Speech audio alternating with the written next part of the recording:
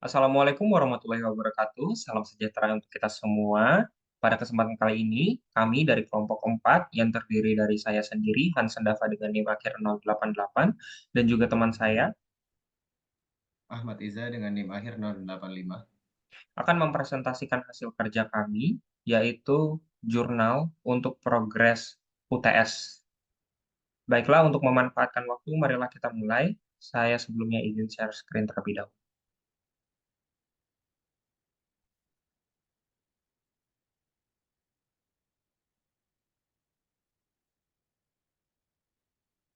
Baiklah, masuk ke jurnal yang ada. Pada kesempatan kali ini, untuk progres UTS, kami mendapatkan referensi dari jurnal yang berjudul Business Intelligence Data Visualization for Diabetes Health Prediction dari Samantha Shoujiaki, Sarasvati Nagalintham, Faculty of Data Science and Information Technology, INTI International University, Nilai Negeri 9, Malaysia, di mana jurnal ini ada di tahun 2023, diterbitkan di tahun 2023. Lanjut. Dengan ada Ahmad Iza tadi 085 dan saya sendiri Hansen dengan 5 kira 08. Pada kesempatan kali ini saya akan membawa 5 bagian. Yang pertama adalah background and problem statement, kedua adalah introduction to business intelligence, ketiga adalah methodology, data set and tools, yang keempat adalah data visualization, yang kelima adalah conclusion.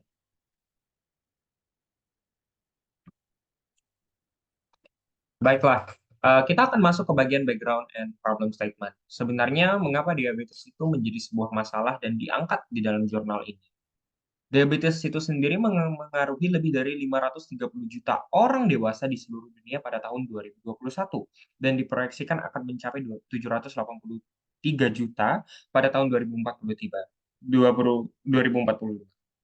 berdasarkan Federasi Diabetes Internasional, yang dimana jika teman-teman dan Bapak Ibu sekalian melihat tabel yang ada di atas, grafik yang di atas, dapat dilihat selalu ada kenaikan angka diabetes berdasarkan umur dari 1980 sampai 2021. Dan data source-nya adalah IHME Global Burden of Disease. Artinya, ini sangat urgent dan dari tahun ke tahun selalu mengalami penaikan. Di Amerika Serikat saja, 37,3 juta orang atau 11,3% dari populasi hidup dengan diabetes menurut CDC itu sendiri. Jadi, jika dilihat dari sini, country with the most adults living with diabetes, itu salah satunya di US, itu ada 11,3%-nya. Kan? Dan bahkan seperti negara seperti Cina, itu ada 116 juta, India 77, dan bahkan Indonesia masuk ke dalam listnya dengan 10 juta. Tapi permasalahannya adalah beban ekonomi untuk bisa mengatasi permasalahan kesehatan ini sangat besar. Bahkan kalau dari AS sendiri itu diperkirakan mencapai 327 miliar US dollar untuk bisa menangani hal-hal seperti ini.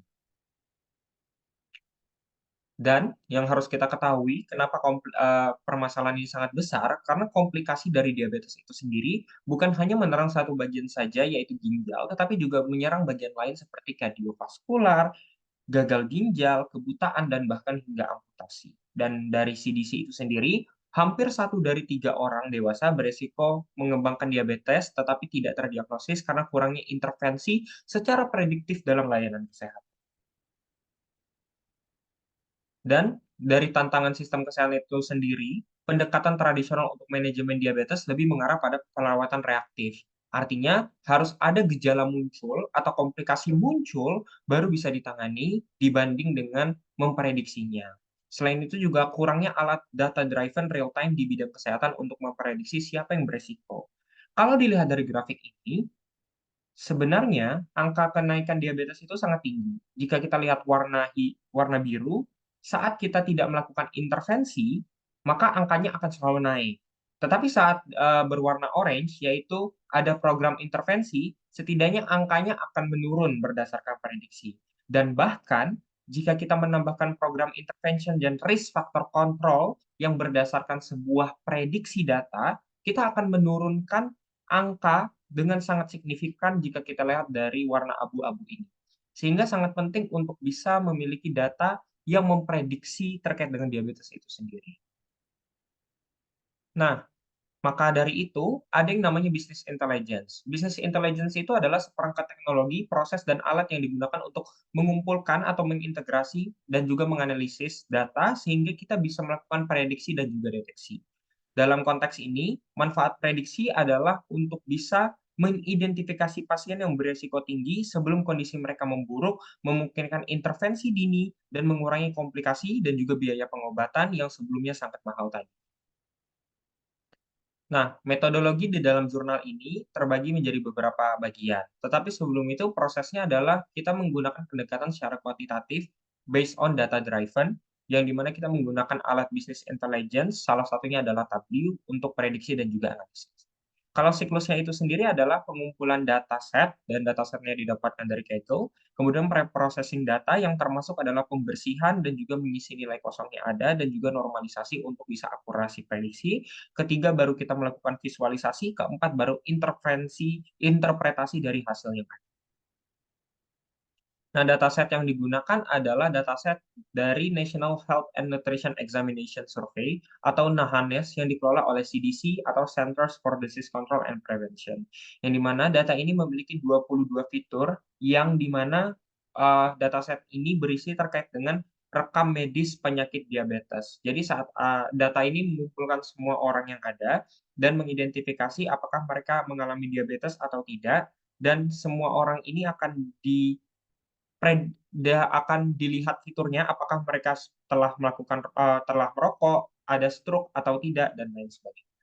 Sehingga fiturnya sangat banyak, mulai dari diabetes 012, tekanan darah tinggi, kolesterol tinggi, pemeriksaan kolesterol, indeks massa tubuh, perokok, stroke, penyakit jantung, aktivitas fisik, konsumsi buah, konsumsi sayur, alkohol, layanan kesehatan, tidak ada konsultasi karena biaya, kesehatan umum, kesehatan mental, kesehatan fisik, kesulitan berjalan, jenis kelamin, usia, pendidikan, hingga pendapatan itu sendiri. Data visualization kita menggunakan Tableau, untuk reprocessing kita menggunakan Microsoft Excel. Nah, ini adalah salah satu bentuknya. Jadi jika dilihat dari ini, kita bisa melihat bahwa di kiri ini ada no terhadap any healthcare dan yang di kanan ini adalah yes.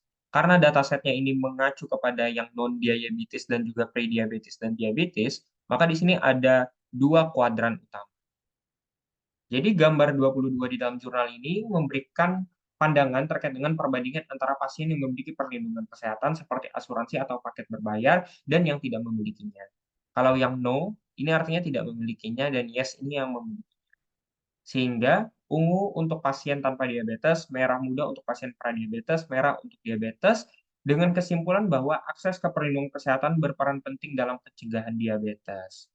Seperti itu. Karena dilihat di sini, saat dia punya healthcare, maka nilai no diabetesnya ini lebih tinggi dibandingkan nilai diabetesnya.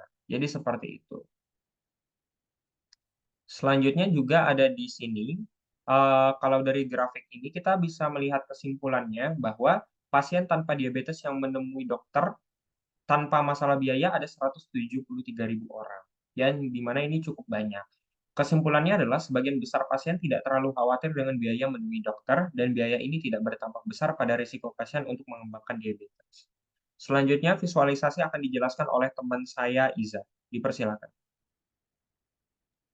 Oke, untuk visualisasi di samping menunjukkan untuk membandingkan status diagnosis pasien, yaitu tidak ada diabetes, pradiabetes, dan juga diabetes, berdasarkan apakah pasien tersebut pernah mengalami stroke ataupun tidak. Dan untuk warna biru sendiri menggambarkan sebagai pasien yang non-diabetes, warna oranye menggambarkan pasien pradiabetes, dan warna merah menggambarkan pasien diabetes.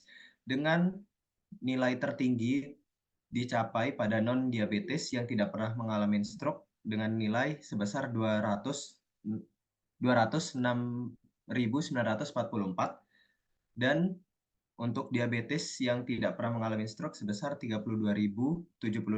Kesimpulannya, stroke bukanlah penyebab utama diabetes karena jumlah pasien yang tanpa stroke lebih tinggi dibandingkan yang pernah mengalami stroke. Nah, untuk selanjutnya, grafik ini menunjukkan status diagnosis pasien berdasarkan apakah mereka pernah mengalami penyakit jantung atau tidak. pasien tanpa diabetes yang tidak mengalami penyakit jantung berjumlah sebesar 174.858 dari total 206.000. Sementara yang mengalami penyakit jantung sebanyak 15.000 dari total 23.000. Kesimpulannya, penyakit jantung jarang berpengaruh langsung pada diabetes karena jumlah pasien dengan diabetes dan pradiabetes yang tidak mengalami penyakit jantung lebih tinggi dibandingkan yang mengalaminya.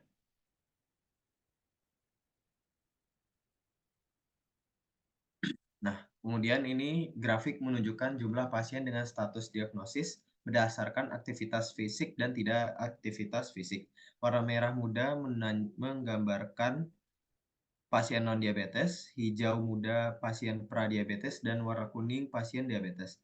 Dengan jumlah pasien tanpa diabetes yang berpartisipasi dalam aktivitas fisik sebesar 143.000, jauh lebih tinggi dibandingkan dengan mereka yang tidak melakukan aktivitas fisik, yaitu 46.000. Kesimpulan yang dapat ditarik dari grafik di samping adalah aktivitas fisik dapat membantu mencegah diabetes dengan meningkatkan resistensi terhadap penyakit tersebut. Kemudian untuk gambar ini menunjukkan jumlah pasien dengan kolesterol tinggi dan tanpa kolesterol tinggi menurut status diagnostik. Di sini peneliti menggunakan tree map untuk memvisualisasikan data dengan persegi panjang yang mewakili berbagai kategori. Ukuran persegi menunjukkan porsi terbesar dan terkecil dalam kelompok data. Kesimpulannya, grafik ini memberikan wawasan tentang distribusi kolesterol tinggi berdasarkan status kesehatan.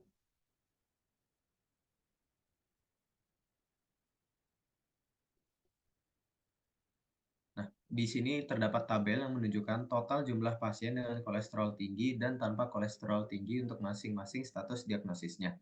Seperti yang non-diabetes dan tidak memiliki kolesterol tinggi sebesar 114.000 dan prediabetes tanpa kolesterol tinggi sebesar 1.700 dan yang memiliki diabetes tanpa high kolesterol sebesar 11.000. Nah, dari data ini dapat dianalisis apakah kolesterol tinggi itu memiliki pengaruh yang signifikan terhadap perkembangan diabetes. Untuk diagram pie di samping sendiri adalah menggambarkan distribusi pasien berdasarkan jenis kelamin dengan warna biru sebagai laki-laki dan pink untuk perempuan. Dari hasil tersebut dapat ditarik kesimpulan bahwa pasien laki-laki lebih banyak dengan total pasien sebesar 128.000 orang dibandingkan pasien perempuan dengan total 100.000 orang.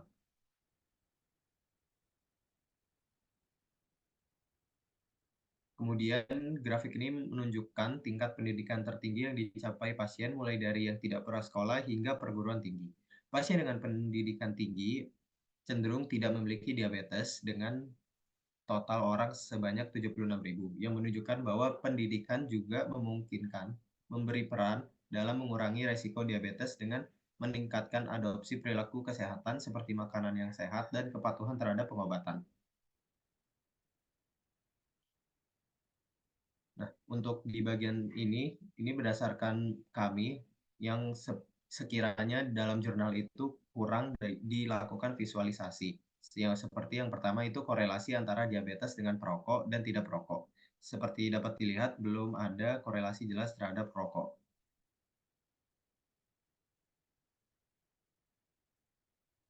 Kemudian korelasi yang selanjutnya adalah antara umur dan juga diabetes. Dapat dilihat rata-rata meningkat di setiap kategori umur. Namun, mengalami puncak tertinggi yaitu pada kategori 9 dengan rentan umur 60 sampai 64 tahun. Selanjutnya, korelasi antara orang yang memakan sayur dengan tidak memakan sayur. Seperti yang dapat dilihat di samping, orang yang memakan sayur dan tidak terkena diabetes memiliki nilai terbanyak sebesar 176.000.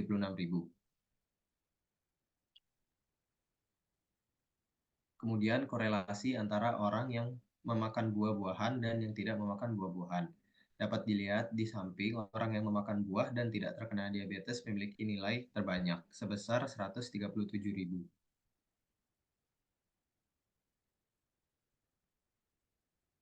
Nah, kesimpulannya, proyek ini menyelidiki penggunaan bisnis intelligence di Centers for Disease Control untuk mendukung pengambilan keputusan melalui visualisasi data. Penulis melakukan riset tentang latar belakang, masalah, dan peluang, serta merancang arsitektur logis BI dan model gudang data. Setelah persiapan, penulis membangun dua dashboard menggunakan Tableau yang menyajikan analisis informasi pasien dan kesehatan. Solusi BI ini memungkinkan eksekutif memantau organisasi secara real-time dengan laporan yang andal dan data terkini, tanpa perlu penggabungan data manual.